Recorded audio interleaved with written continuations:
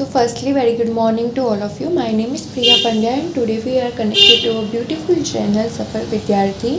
So आज का जो हमारा टॉपिक है वो है drugs. So now let us start our topic. सबसे फर्स्ट बेसिकली हम ये जान लेते हैं कि ड्रग्स होता क्या है. तो इस टॉपिक के अंदर जो ड्रग्स है उसकी डेफिनेशन कुछ इस टाइप से कि मतलब कि ऐसा कोई केमिकल होता है ये ड्रग्स जिसे अगर कोई पर्सन कंज्यूम करता है तो उस पर्सन की बॉडी के अंदर फिजियोलॉजिकल और साइकोलॉजिकल चेंजेस होते हैं. यही डेफिनेशन है इसकी. जो फर्स्ट ड्रग्स का नेम है वो है ओपियोइड्स. एग्जाम्पल देख ले हम तो मॉर्फिन, हेरोइन एक्सेट्रा. ये प्रेजेंट कहाँ होता है तो हमारे सेंट्रल नर्वस सिस्टम और गैस्ट्रो इंटेस्टाइनल ट्रैक्ट के अंदर. Heroin commonly called as smack. अब ये जो डायग्राम के थ्रू भी आप समझ सकते हैं, डायग्राम आपको लर्न कर लेना चाहिए. ये बोर्ड्स के एग्ज़ाम में भी आप ये डायग्राम के थ्रू अच्छे मार्क्स गेट कर सकते हो. फर्स्ट हम देखें कि मतलब कि ये जो हेरोइन को हम स्मैक के नाम से भी जानते हैं और ये हेरोइन को ही हम केमिकली मतलब उसका जो नेम है वो है डाईएसिटाइल मोर्फिन. डाईएसिटाइल मोर्फिन की अगर बात करें तो इसका जो कलर होता है वो वाइट होता है, स्मेल ऑर्डरलेस होती है. ये कैसा कंपाउंड है तो बिटर क्रिस्टलाइन कंपाउंड है ये. It's obtained by acetylation of morphine.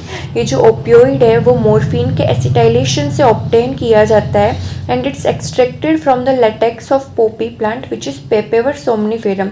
आप चीज़ों को मेरे साथ ही रिकॉग्नाइज करने की कोशिश करें तो आपको साथ साथ लर्न भी हो जाएगा. Obtained by acetylation of morphine किससे ऑब्टेन होता है? मॉर्फिन के एसिटाइलेशन से. और इसे हम किसके थ्रू एक्सट्रैक्टेड करते हैं?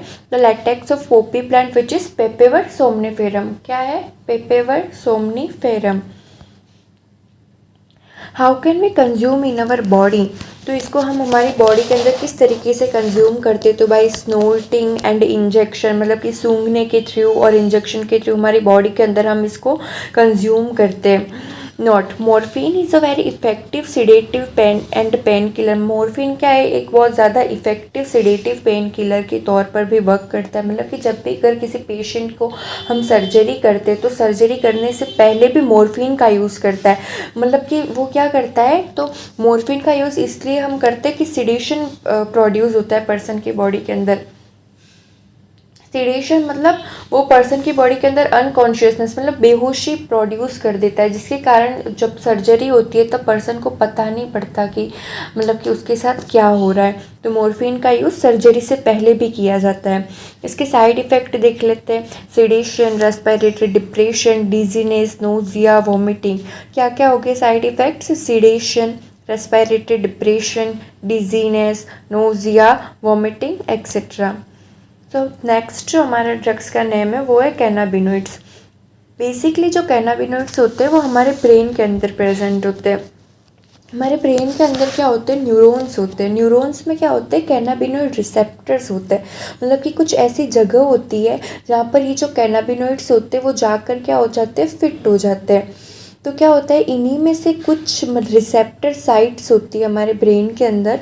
रिसेप्टर साइट्स होती है जहाँ पर क्या होता है एक THC नाम का मतलब कि डेल्टा 9 टेट्रा हाइड्रोकैनाबिनोइड.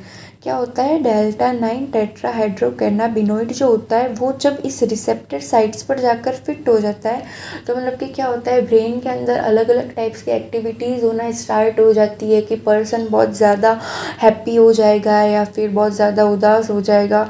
उसको खुद को ही पता नहीं पड़ेगा कि वो क्या कर रहा है.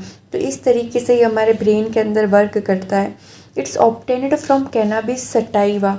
अब ये जो कैनाबिस सटाइवा से ऑब्टेन होता है और ये कहाँ कहाँ होता है तो ये फ्लावर की टॉप्स पर होता है. लीव्स से हम इसको प्राप्त कर सकते हैं. और resins of cannabis sativa plant. किससे? Resins of cannabis sativa plant से भी हम इसको प्राप्त कर सकते हैं. Used in various combinations to produce. मतलब कि ये जो हमने देखा कि flower tops, leaves, resins of cannabis sativa plant. तो ये जो फ्लावर की टॉप्स है इसकी लीव्स हो गई, इस सटाइवा प्लांट की जो रेजिन हो गई, इसका यूज़ हम कॉम्बिनेशन के तौर पर मतलब कि वेरियस कॉम्बिनेशन से हम प्रोड्यूस कर सकते हैं. क्या क्या चीज़ें प्रोड्यूस कर सकते हैं? मरीजुआना, हशीश, चरस एंड गांजा. ये सारी चीज़ें इसके लीव से और फ्लावर की टॉप से हम ले सकते हैं। ये देख सकते हैं आप, लीव्स ऑफ कैनाबिस सटाइवा, मतलब कि इसकी लीव्स का, फ्लावर के टॉप्स का हम मतलब कि ये सारी चीज़ें बनाने में यूज़ करते हैं। कौन कौन सी? marijuana, हशीश, चरस एंड गांजा। जनरली टेकन बाय इन्हेलेशन और ओरल इंजेक्शन से हम इसको हमारी बॉडी के अंदर कंज्यूम करते हैं। This are known for their side effects on cardiovascular system of the body. ये हमारी बॉडी के अंदर कार्डियोवैस्कुलर सिस्टम पर भी अफेक्ट करता है। इसके साइड इफ़ेक्ट देख लेते हैं तो क्या होगा कि मतलब कि किसी भी पर्सन को थिंकिंग और प्रॉब्लम सॉल्विंग में भी बहुत ज़्यादा डिफ़िकल्टी महसूस होगी। दूसरे हो गए hallucinations, delusions, impaired memory, impaired body movements. कौन कौन से हो गए? Hallucinations, delusions, impaired memory and impaired body movements. तो जो हमारे नेक्स्ट ड्रग का नाम है वो है कोका एल्केलॉइड और cocaine. It's obtained from Erythroxylum Coca. Erythroxylum Coca से हम इसे ऑब्टेन करते हैं। ये क्या करता है? It interferes with the transport of the neurotransmitters dopamine. ये न्यूरोट्रांसमीटर्स डोपामिन के ट्रांसपोर्ट के अंदर इंटरफेयर करता है। कोकेन को हम कॉमनली स्नोटेड, मतलब इसको भी हम सूंघ के ले सकते हैं और इसको कोक और क्रैक के नाम से भी जानते हैं। कोकेन को कोकेन से कोक, याद रखिए, कोकेन को कोक और क्रैक के नाम से भी जानते हैं। It has a potent stimulating action on central nervous system, producing a sense of euphoria and increased energy. ये इंक्रीज्ड एनर्जी है। इधर क्या है? इंक्रीज्ड एनर्जी, इंक्रीज्ड एनर्जी, ये है इंक्रीज्ड एनर्जी। ओके, क्या है हो गया? तो it has a potent stimulating action on central nervous system. ये मतलब कि क्या होता है कि ये हमारे सेंट्रल नर्वस सिस्टम पर एकदम स्टिमुलेटिंग एक्शन शो करता है, जिसके कारण क्या होता है कि पर्सन जो होता है वो बहुत ज़्यादा एनर्जेटिक फील करता है। इसके साइड इफ़ेक्ट देख लेते तो क्या क्या हो जाएंगे। इसके साइड इफ़ेक्ट की बात करें तो migraines, seizures, strokes etcetera and excessive doses of cocaine causes hallucinations. ये लाइन आपको याद रखनी चाहिए कि ये वाली जो है कि ये बहुत ज़्यादा इम्पोर्टेंट है कि excessive doses of cocaine causes hallucinations. Excessive doses of cocaine causes hallucination. Side effect की बात करेंगे तो क्या क्या आ जाएगा? Migraine, seizures, strokes etcetera. और अगर कोई पर्सन बहुत ज़्यादा एक्सेसिव डोज ले लेता है कोकेन का तो वो हेल्यूसिनेशंस के अंदर चला जाता है। मतलब कि हेल्यूसिनेशन क्या होता है कि जैसे कि कोई पर्सन बैठा है तो मतलब कि अगर वो चीज़ वहाँ पर प्रेजेंट है ही नहीं तो भी उसको अलग अलग आवाज़ें सुनाई देगी और मतलब उसको कोई टच भी नहीं कर रहा है फिर भी उसको होगा कि उसको कोई टच कर रहा है। लाइक टेक्टाइल हेल्यूसिनेशंस होंगे, उसको ऑडिटरी हेल्यूसिनेशंस होंगे एक्सेट्रा, उस टाइप के उसको हेल्यूसिनेशंस होंगे। तो मतलब कि ये बता रहा है कि अगर हम एक्सेसिव डोजेस ले लेते हैं कोकेन का जिसके कारण हमको हेल्यूसिनेशंस भी हो सकता है। सो नेक्स्ट अब आपके लिए एक क्वेश्चन है।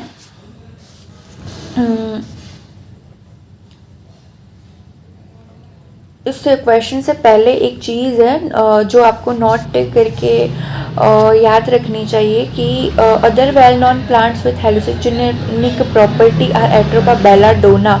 यहाँ पर है एट्रोपा बेलाडोना, यहाँ पे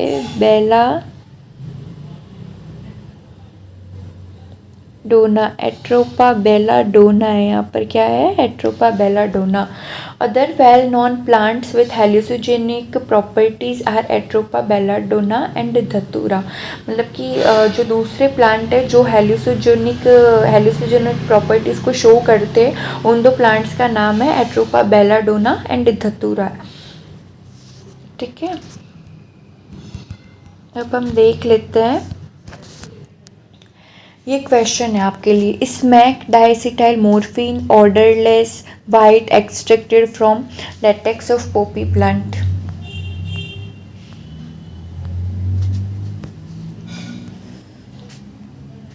एक मिनट, सॉरी, ये आपने ये पांचों चीज़ें पढ़ ली। Smack odourless extracted from latex of poppy plant, white and diacetyl morphine. Above statement are correct for morphine, heroin, cocaine, barbiturates. So इस क्वेश्चन का आंसर आपको हमारे कमेंट सेक्शन के अंदर देना है। So आज का लेक्चर हम यहीं पर ख़त्म करते हैं। थैंक यू सो मच अभी तक हमारे साथ बने रहने के लिए। अगर आपको ये वीडियो अच्छी लगती है तो इसको लाइक करें, हमारे चैनल को सब्सक्राइब करें और आपके दोस्तों के साथ ज़्यादा से ज़्यादा शेयर करें। Thank you.